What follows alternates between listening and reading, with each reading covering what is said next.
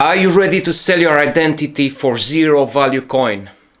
Not launch for trading and with no clear vision or price target.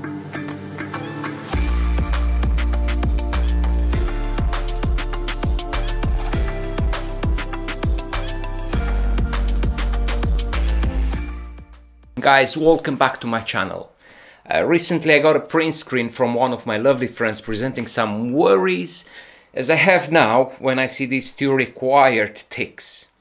I did not get these requirements from UK yet, as my friend lives in Romania, so I'm not sure how and who is getting them. If you did get the ticks requirements, let me know in the comments below. So what the requirements actually say?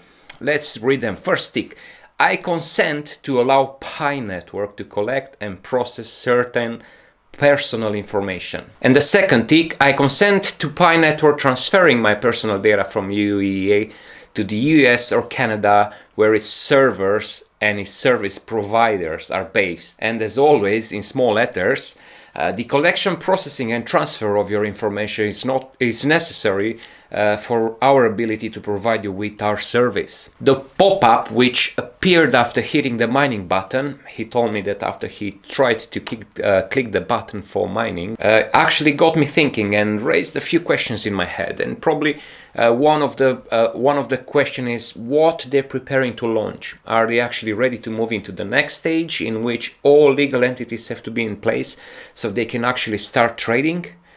And then probably one of the biggest worrying questions is how many users will give up on mining, being worried that they're going to kind of do identity theft. I'm not sure.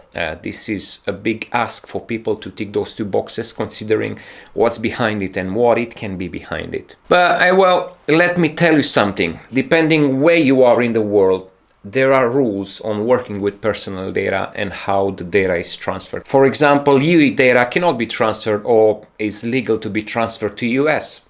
The GDPR, which came in place a few years ago, imposes restrictions on the transfer of personal data outside of the EU to third-party countries or international organizations. So it's kind of because of the GDPR, by law, they're not allowed to use the data from EU, which is one of my biggest worries since they started doing KYC on different EU countries, and the way they kind of manipulated and transferred data through the KYC process without actually having any GDPR in place. So probably they're just catching up on the legal stuff now. But yeah, they can't transfer that to any third-party countries or international organizations. And this is probably one of the reasons why Pi Network will ask you now to give permission for them to utilize your data from where you are in the world, and depending on probably kind of by ticking those, it's you who gives them the permission of using your personal data, which is fair enough. But again, I'm not a financial advisor nor a legal advisor. I'm just a YouTuber sharing some of my thoughts about the things that I see in the network. So make sure you understand the legislations behind it and do your own research before actually ticking those two boxes. I did not get to tick them yet, but as soon as I will, probably I'll go through all the policies and terms and conditions and make sure I understand what's behind it. But also let me know in the comments below your opinion about it. Are probably millions of different users going to freak out because their identity theft, or what is going to happen? Till then, thank you for watching. Maybe consider subscribing and liking this video, and I'll try to post as more good insights about the network. But till then, don't forget to look after yourselves and your families and stay safe. Talk soon.